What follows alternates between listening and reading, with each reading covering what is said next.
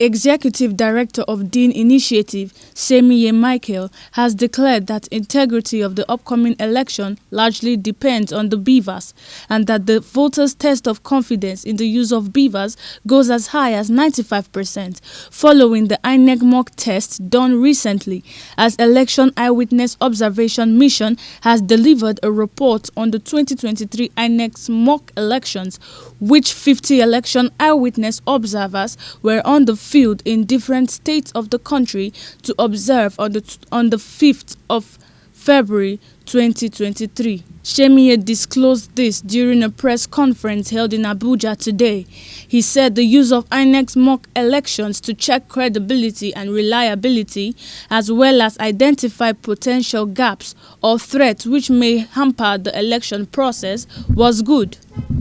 I want to quickly also just put out few reports that the election eyewitness has brought on the table from the lessons learned from the INEC 2023 mock election that was held. That is just to put to the table the importance of citizens' observation in election, because collectively we have to continue to work together to ensure that our democracy is what we want. During the mock election, about 50 of our field observers monitored the mock election across different polling units in the country. And basically, there are key things that we want to use this election eyewitness observation mission to achieve. Most importantly, around the credibility, the reliability, and the confidence of the citizens on the BVAS.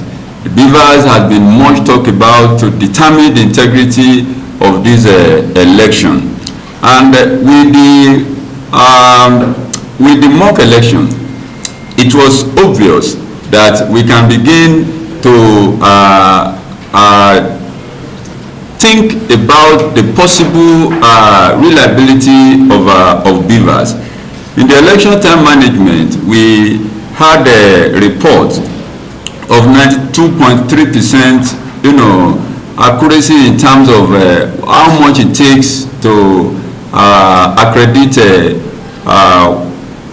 a voter, which is between 2 to 3 minutes, as against the fear we have expressed time after time. And then when we begin to look at the reported case of the BVAS integrity itself, either from the management of how the INEC staffs have managed it, we also look at things around checking the BVAS reading. It was reported that in almost all the polling units where the mock election held, BVAS reading, the initial BVAS reading before the election commences was checked, which has to read 0 to ensure that there was no manipulation before the election commenced on election day. We also had that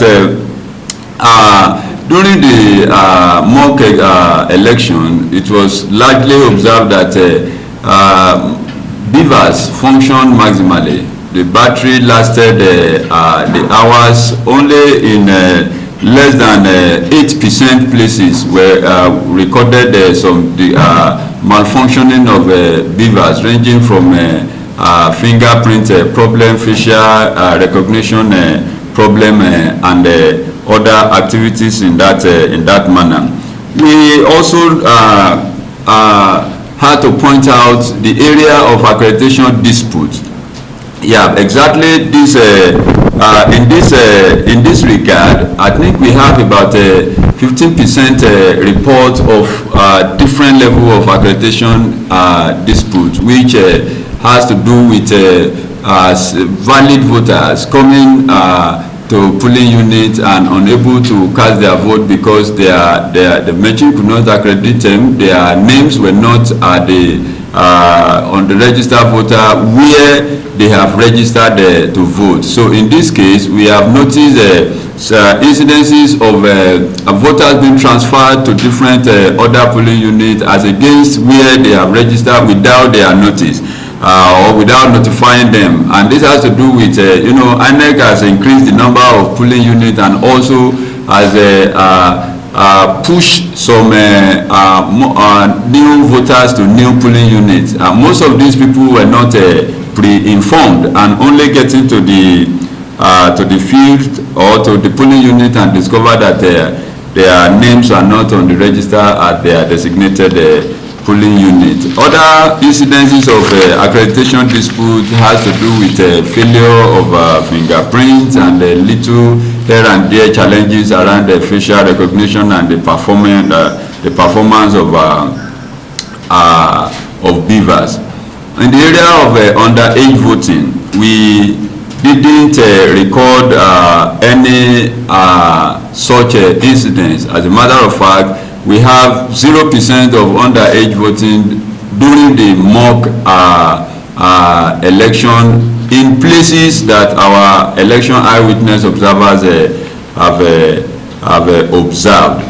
But by and large, the election eyewitness observation mission has actually shared a story of what is possible if elections are held without the undue influence from politicians. The mock election has shown us critically that our election can actually go without any form of discrepancies and manipulation. We can have the desired result with our elections in Nigeria if politicians would leave the process alone without inducing it or without interfering in any form of inducement on INEC and every officer that are involved in the management of election. Also, Program Director DataFight Adenike Aloba noted that a bigger responsibility goes to the media as they have the ears of the people, from communities even to the national level, to ensure that the message being passed is clear to the government. And I think that journalists and civic actors, just that entire value chain, that we have a responsibility of getting above the noise and explaining what does Mr. President's speech from yesterday, what does it mean? How do we break it apart and put it back together so that people can understand? I was on the phone with, first off, I wanted to eat amala yesterday and I could not because I just did not have cash to go to the market. I just didn't have it. And I was speaking with my mom yesterday and I was asking the people, I was asking her first off if her own mom, that's my grandmother, has, converted all her or has deposited all her old cash. And I was puzzled, how do we help people in remote areas who don't have access to Facebook? They don't have access to Twitter. They barely watch TV. Even when they do watch TV, they don't have DSTV. It means then that a bigger responsibility for media, especially at the central level, at the national level, everyone in front of me right now, I think that a bigger responsibility is how do we collaborate with media at the sub-national level?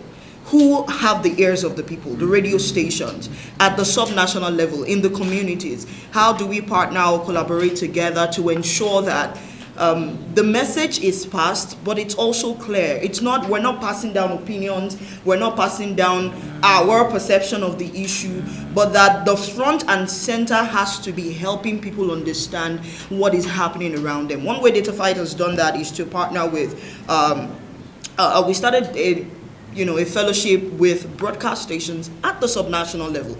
Because what's the point of all of the English here when a large number of Nigeria's population are living in the rural areas? They don't have access to all the big English we're speaking in this room. So I think that for better or for worse, and I do have to emphasize that because I honestly cannot.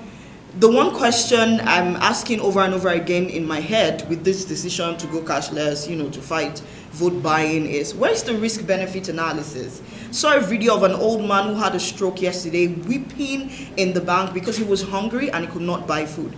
And he kept saying, I have 80-something thousand in my account. He was speaking in Yoruba. I have 80-something thousand naira in my account. I should be able to buy drugs. I should be able to eat. And the question for me is, yes, we get it. How are you punishing 200 million people for the sins of 1,000, 2,000 people? But the point is not to argue the benefits or the point is not how you feel, but the concept of the policy in its generality. How do we help people to understand it? How do we, as the issue evolves, what are we communicating down to the people? Not just at national level, like I said, not just in air-conditioned rooms, where we're speaking a lot of English, but for the people who don't speak English, like I'm doing. So those whose language is not even represented in any of our major languages. How do we communicate that this is what's happening now?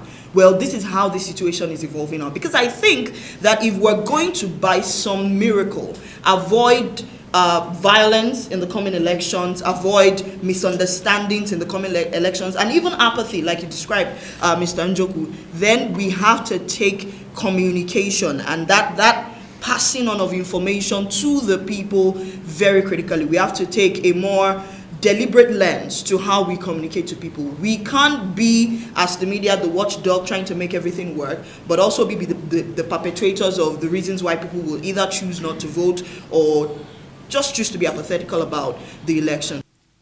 However, Operation Officer, Center for Peace Advocacy and Sustainable Development, Olabode Aforewaju, encouraged the youths to do the needful and try as much as possible to prevent vote buying and selling.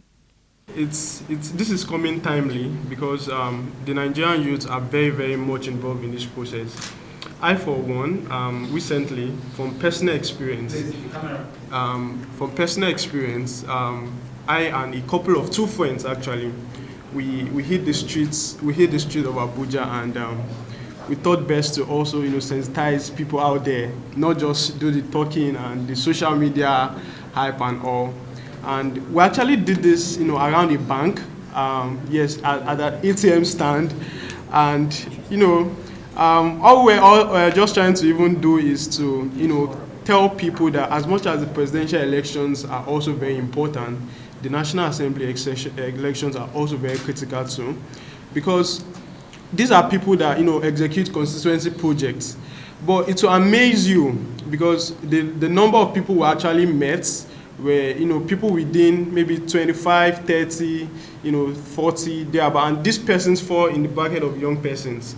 And we were very, very scared for our dear lives that day, because there's still, I'm saying this so that it will not be as if we are before the media and we need to paint things that are not going well, because there's still a large portion of youths that are very much interested in the economic benefits of this election process. And I say this because we need to wake up. I say this because we need to put in mind the bigger picture. We need to take away the present. We need to put in mind our own children that are coming. And as a matter of sincerity, your question is something that we should be passing daily, because the election is just around the corner and youths are not really getting it. In fact, I feel most of us may not even come out to vote on election day, sadly. So I think it's coming in timely that we should take note of these critical times and do the needful as individuals. Reach out to people. A whole lot are also very interested in the process. I mean, I can tell because I'm a volunteer of the PVC distribution at the world level, and you can see how my fellow youth are there. We need to get this PVC guy. How far? When I will come back? Those kind of vibes. But then it's still not enough if the vote buying procedure or thing is still in friction, because this cash issue is really causing a whole lot of distractions. Where Rachel, GTV Africa.